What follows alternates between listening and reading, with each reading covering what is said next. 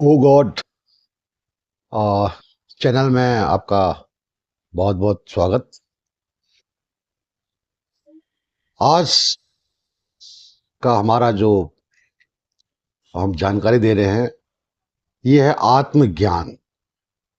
आपने सुना होगा कि अ, राजा जनक को या ध्रुव प्रहलाद को या बहुत सारे और जो हमारे संत महात्मा, अ, सदगुरु कबीर, हमारे गुरु सदगुरु सिद्धार्थल जी महाराज, इनको आत्मज्ञान की प्राप्ति हुई, या गौतम बुद्धा को। तो ये आत्मज्ञान क्या होता है, ये हम जानेंगे कि आत्मज्ञान क्या है और कैसे ये चीजें आती हैं। देखिए, जब हमको सदगुरु से हमें ये ज्ञान प्राप्त होता है कि हम कौन हैं, कर विचार मैं कौन हूं, ब्रह्म को जगदाधार, कैसे जग उत्पन्न है, कौन लीन विधिपात। यानी मैं कौन हूं, मैं एक आत्मा हूं और इस संसार में मेरे कई जन्म हो गए हैं और अब मुझे ये जो मानव जन्म बड़े दुर्लभ से मिला हुआ है, तो अब मुझे इस संसार से हमेशा हमेशा के लिए विदा होना है। अपने सांसारिक जो जरूरी मेरे कर्तव्य हैं उन कार्यों को करते हुए और ऐसे कार्य करते हुए ताकि मुझे जो है कुछ अच्छा मैं कार्य करूं, ताकि मेरा एक नाम ही संसार में रहे। और वो ईश्वर जिसको हम अब तक बाहर ढूंढ रहे थे वो तो कहीं बाहर है ही नहीं, वो तो हमारे साथ है, वो तो हमेशा हमारे साथ था, लेकिन हम उसको बाहर ढूंढ रहे हैं। तो जब ये ज्ञान आता है कि ये ब्रह्म जो है हमारा हमारा जगत का आधार हमारा ब्रह्म है, हमारे मूल में ईश्वर है, तो जब गुरु के शब्दों को हम आत्मसात करते हैं, अपने जीवन में उनको लाते हैं, उनको प्रैक्टिकल देखते हैं और कैसे ये संसार है, क्या हमारे संसार के जो लोग उनके साथ क्या नाता है, तो जब हमें ये ज्ञान आता है कि कैसे हमने जो है इस संसार से कैसे उन गुरु के उन शब्दों को ध्यान में रखते हुए या उनको आत्मसात करते हुए, या जिससे हमारा मन है उसी मन में, इस ब्रह्म में ही हमारा मन बना है, ये हमारा ऊपर का पोर्शन है।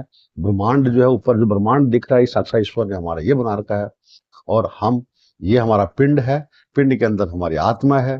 तो ये जो आत्मा हमारे अंदर एक जो हमारा एक पेड़ है, सदगुरु कबीर ने हम कहा था कि तरवर एक मूल बिना ठाड़ा, यानी जो मेरुदंड हमारा है ये हमारा एक पेड़ है जो अपने आप ऑक्सीजन ले रहा है ईश्वर के साथ में।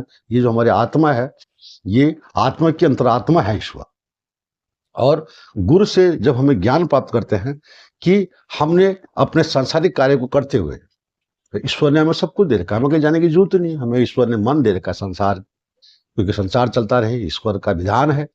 हमें बुद्धि दे रखी है, हमें गुरु दे रखे हैं। गुरु जब से आपको जब ज्ञान मिलता है तो आपकी आदि समस्याएं वैसी खत्म हो जाती हैं। तो ये तो जो आया है सो जाएगा, राजा रंग फकीर, कोई सिंहासन चढ़ चढ़े और कोई बधे जंजीर। तो ये आपने बहुत बार सुना होगा इस कोट को, इस पद को। तो इसका मतलब यही है कि जब हमें आत्मज्ञान आता है, जब हमें पता लगता है कि हमारा ईश्वर हमारे अंदर ही है, हमारे साथ ही है, तो फिर हम अपने बाकी हमारी जो चीजें हैं, जब वो ईश्वर का कोई धर्म नहीं है तो हम कौन है उस धर्म को, हम आपका धर्म जाति सब इन चीजों से, क्योंकि एक ही तरीका है सबका, ये तो इंसान ने बना दी, ईश्वर का कोई धर्म नहीं है।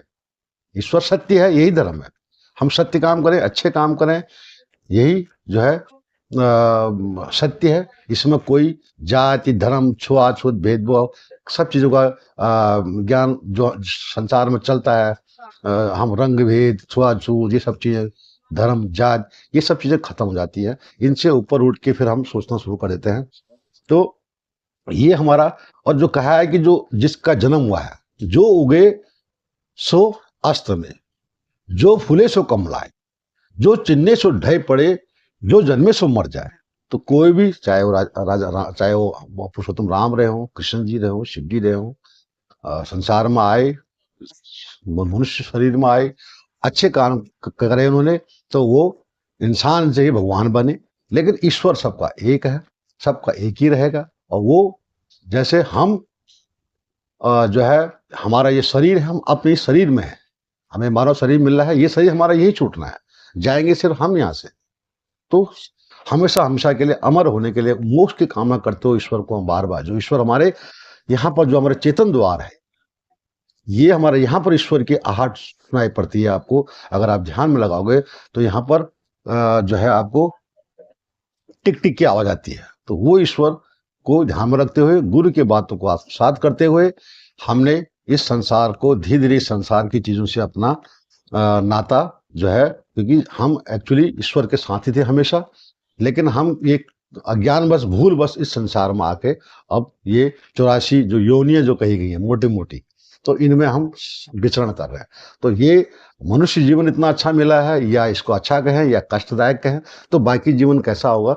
तो इन सब से हम जो है अपने मन को धीरे धीरे संसार से, संसारी चीजों से हटा के ईश्वर का ध्यान करते हैं। और ईश्वर के ध्यान में ही एक दिन हमने समाना है। जब हमारा समय आएगा तो बिना, और इस सत्य को स्वीकार, जैसे ही हमारा बर्थ हमको हम वो करते हैं, हमारा जन्म को हम सेलिब्रेट करते हैं, तो मृत्यु तो निश्चित है। तो मृत्यु से क्यों घबराना। तो जब तक संसार में है, अच्छे काम करके जाएंगे, नेकी, क्योंकि हमारे सदगुरु कबीर ने कहा, चंदा जाएगा, सूरज जाएगा, जाएगा पौना पानी, कहे कबीर एक नाम नहीं जाएगा, यह अमर निशानी।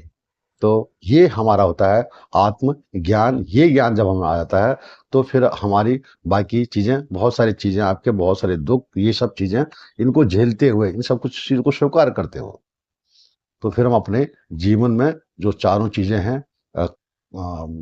चारों अर्थ जो हमें कहे गए हैं, तो उनको प्राप्त करते हुए हम इस संसार से हमेशा हमेशा के लिए विदा लेते हैं। और जो ये हमारा आने जाने का जो चक्र है, जन्म मृत्यु का, हमारा नहीं होता, बेसिकली शरीर का होता है। हमारा जन्म ना, हमारा जन्म है ना हमारा मृत्यु होती है। मृत्यु होती है हमारे शरीर की, हम शरीर बदलते रहते हैं। तो वो सब ईश्वर पर जो है ये कामना करते हुए कि अब हमें प्रभु, अब हमें कोई जन्म लेना है, हमें आप में समा जाना है। तो इसी के साथ बहुत बहुत धन्यवाद। और अच्छा लगे अगर आपको, तो आप इसको आत्मसात करिए, जो सदगुरु हैं, गुरुओं के वचनों का करिए, और उसी कामना के साथ आपका दिन शुभ हो। और अगर अच्छा लगे तो इसको आप लाइक सब्सक्राइब भी कर देना। तो थैंक यू।